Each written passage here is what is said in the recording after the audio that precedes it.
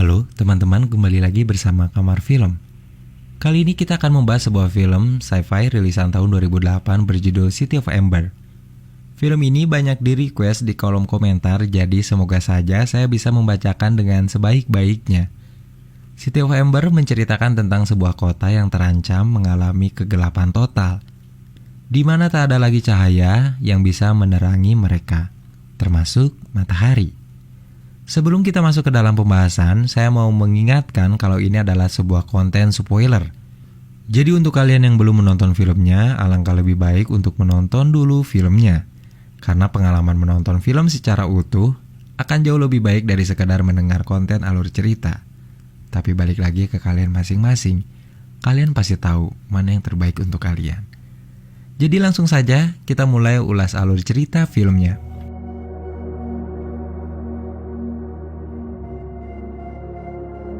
Di suatu tempat rahasia, beberapa ilmuwan dan arsitek ahli dunia membangun sebuah kota di bawah tanah untuk masa depan kehidupan manusia.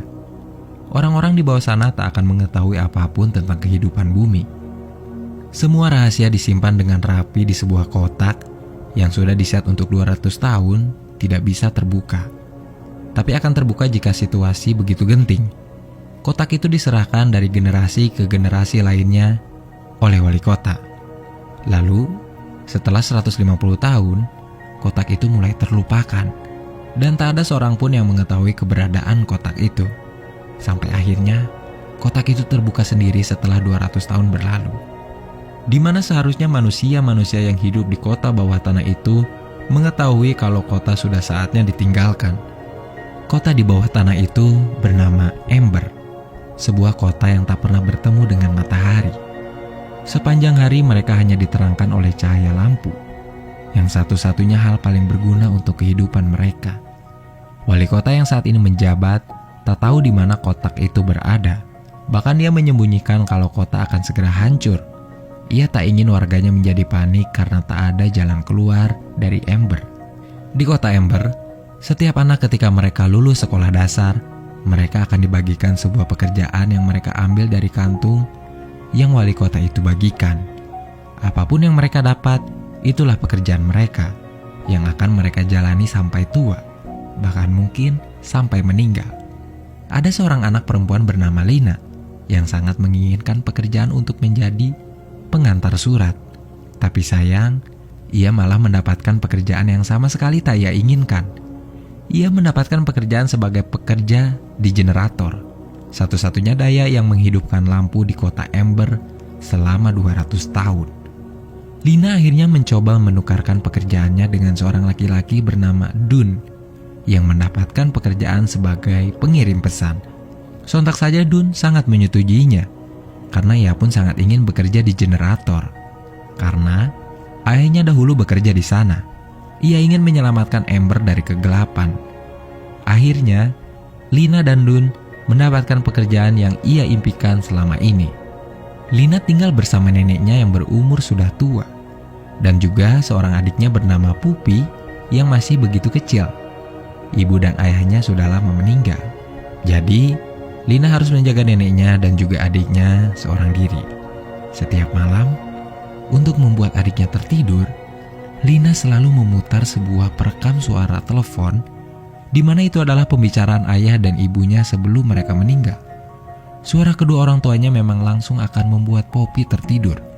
Sedangkan Dun, ia tinggal bersama ayahnya yang seorang ahli mesin dan juga barang-barang elektronik. Besoknya hari yang ditunggu-tunggu tiba, di mana sekarang Lina akan mulai bekerja menjadi pengantar pesan. Ia pun diberi seragam oleh bosnya, kemudian ia memulai pekerjaannya mengantarkan pesan dengan sangat bahagia.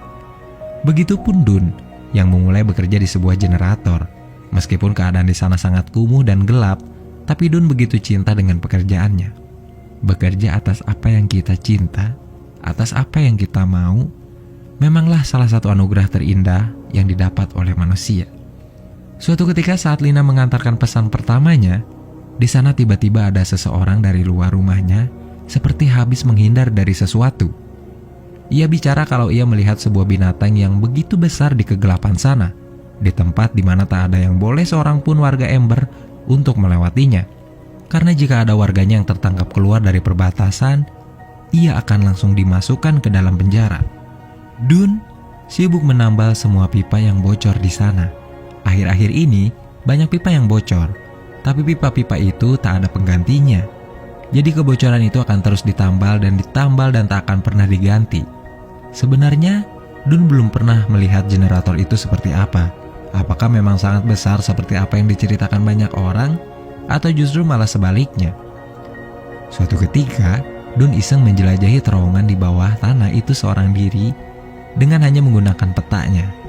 Di sana ia melihat sebuah terowongan yang dihapus dari peta. Pintu yang berada di sana tak bisa dibuka karena dikunci dari dalam, seperti tak boleh seorang pun memasukinya. Tak lama, cahaya-cahaya di kota Ember kembali padam. Kota Ember mendadak gelap sepenuhnya. Tak ada cahaya apapun. Sudah seminggu ini, lampu di kota Ember memang lebih dari 3 kali padam. Itu disebabkan generator yang sudah semakin tua. Keadaan di lokasi tempat kerja Dun begitu sibuk. Orang-orang sibuk memadamkan api yang membakar generator. Akhirnya Dun pun bisa melihat generator yang begitu besar dan tua itu. Suatu malam saat Lina sudah sampai rumahnya, ia mencari keberadaan adiknya yang ternyata sudah lupa tentang kotak itu. Besoknya Lina mendapatkan sebuah pesan dari seseorang yang bekerja di sebuah toko makanan untuk wali kota. Pesannya adalah, kapalnya sudah siap. Lina pun langsung berlari menuju gedung wali kota. Ketika sudah sampai di dalam gedung, ia melihat sebuah lukisan wali kota terdahulu. Ia ingat, salah satu di lukisan itu adalah buyutnya. Di lukisan itu, buyutnya memegang sebuah kotak yang ia temui di rumahnya kemarin. Akhirnya, Lina pun menyampaikan pesan itu kepada wali kota di sana. Sekedar informasi, di kota Ember itu sekarang makanan sudah sangat susah dicari. Di toko-toko makanan bahkan sudah tak ada persediaan apapun. Tapi warga Ember tak mengetahui hal tersebut. Di rumahnya, Lina terus saja memperhatikan kotak tersebut. Ia buka, kemudian di dalamnya ada sebuah surat yang robek. Ia coba sambungkan robekan demi robekan. Ia coba sambungkan kata demi kata yang sama sekali tak ia mengerti. Lalu Lina mencoba meraba-raba bagian demi bagian dari kotak itu. Hingga akhirnya ia seperti menekan sesuatu yang kemudian langsung keluar sebuah kaca bening berbentuk kotak. Yang sama sekali Lina tak tahu itu apa. Neneknya sudah benar-benar tak sehat. Dokter hanya bisa menyuruh neneknya untuk beristirahat dan tidur secukupnya. Karena sudah tak ada lagi obat yang ia punya. Sudah tak ada lagi obat di kota Ember. Tak lama setelah dokter itu pergi, lampu pun kembali padam. Lalu kemudian Lina memeluk adiknya dalam kegelapan. Besok paginya, neneknya sama sekali sudah tak sadarkan diri. Yang ternyata sekarang neneknya sudah meninggal dunia. Hanya Popilah satu-satunya keluarga yang Lina punya sekarang. Tak ada siapapun lagi. Ia pun memutuskan untuk pindah rumah ke tempat yang lebih kecil bersama adiknya. Lina terus memperhatikan kotak itu. Ia coba sambungkan surat yang terobek menjadi beberapa bagian itu. Sekarang ia ditemani oleh Dun. Mungkin saja Dun bisa membantunya memecahkan masalah tersebut. Lalu Dun mengajaknya ke suatu tempat, di mana ia mengajak Lina menuju sebuah terowongan yang dihapus dari peta. Dan mereka berdua menuju sebuah pintu yang dikunci dari dalam itu. Ketika sedang membukanya, tak lama kemudian ia melihat sebuah binatang yang begitu besar berjalan melaluinya. Itu seperti tikus raksasa. Mereka berdua langsung berlari dari kejaran tikus raksasa itu. Lina masuk ke atas, di mana itu adalah sebuah gudang makanan yang sudah tak ada apapun di dalamnya. Untung saja tikus itu terperangkap, yang akhirnya Lina dan Dun berhasil kabur. Lalu Lina melihat helm yang digunakan oleh Dun, di mana di helm itu terdapat tulisan bernama My Flat.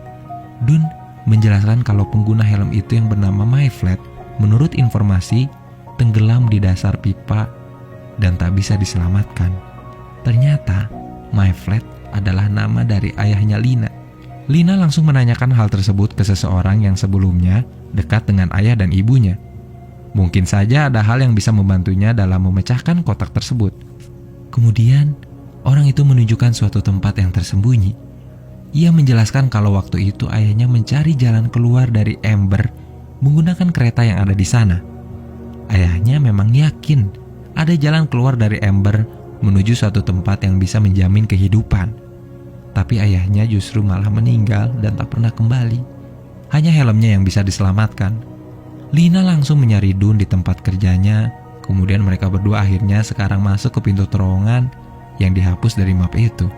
Ternyata di sana terdapat banyak sekali makanan, di mana makanan itu mungkin akan membuat seluruh warga Ember tak lagi kelaparan.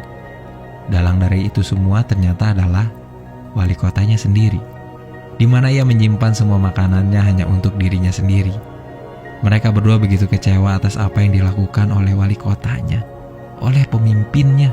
Lina kemudian mencoba berbicara kepada pengawal pribadi wali kota.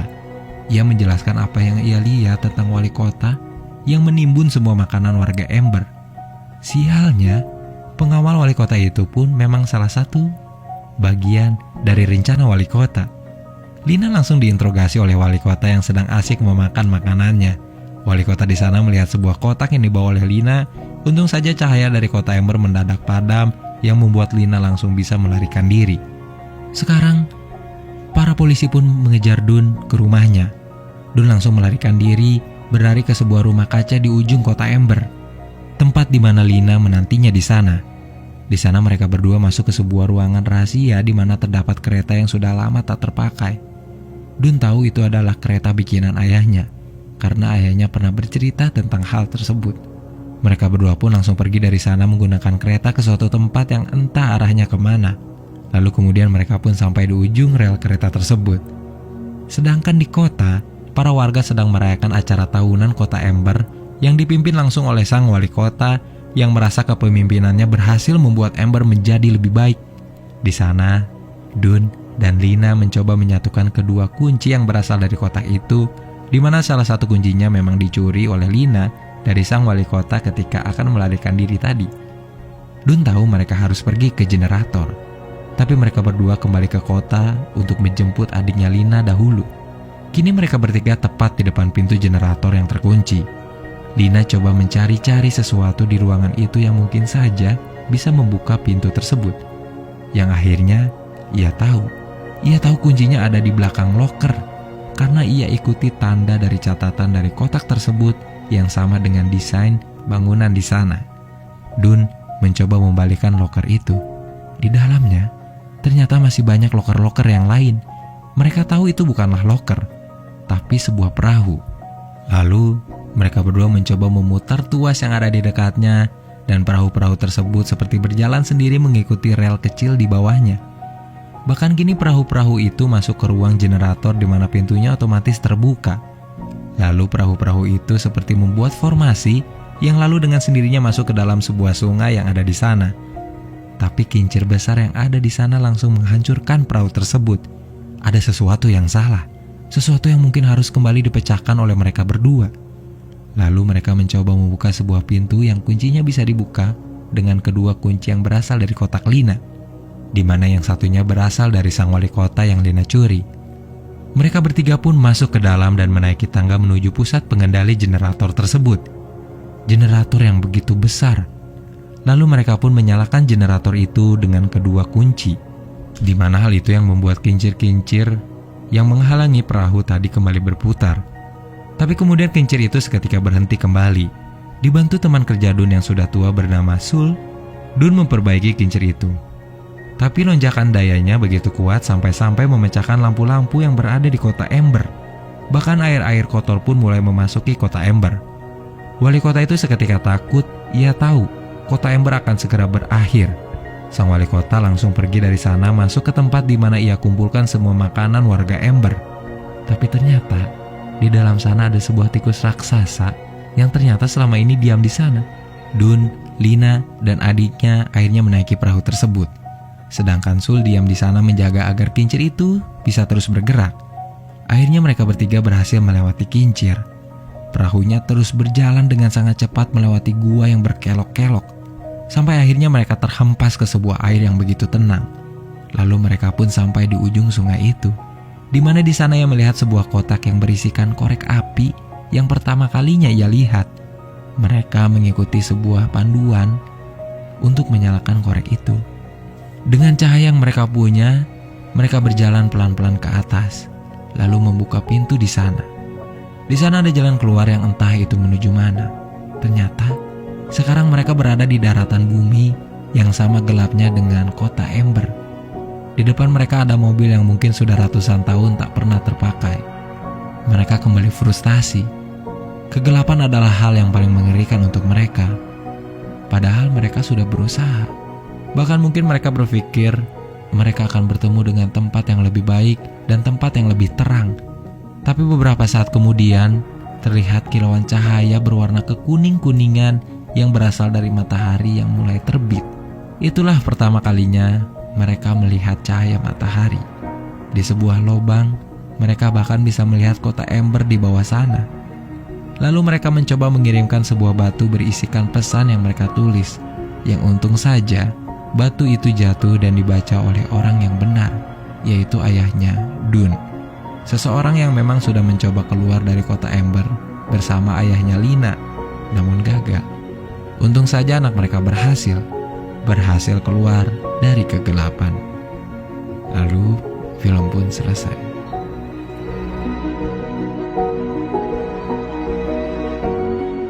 Gimana filmnya?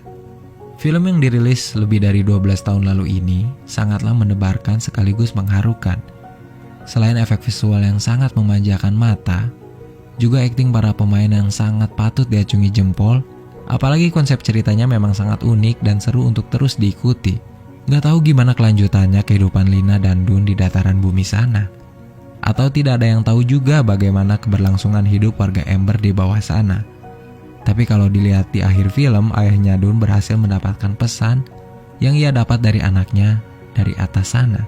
Mungkin warga Ember pun berhasil selamat, kecuali sang wali kota yang habis dimakan hidup-hidup oleh tikus raksasa. Segitu saja teman-teman pembahasan film kita kali ini. Terima kasih untuk kalian yang menonton video ini sampai akhir. Dan juga terima kasih untuk kalian yang menanti-nanti video dari Kamar Film. Sampai ketemu di pembahasan film selanjutnya. Dan wassalamualaikum warahmatullahi wabarakatuh.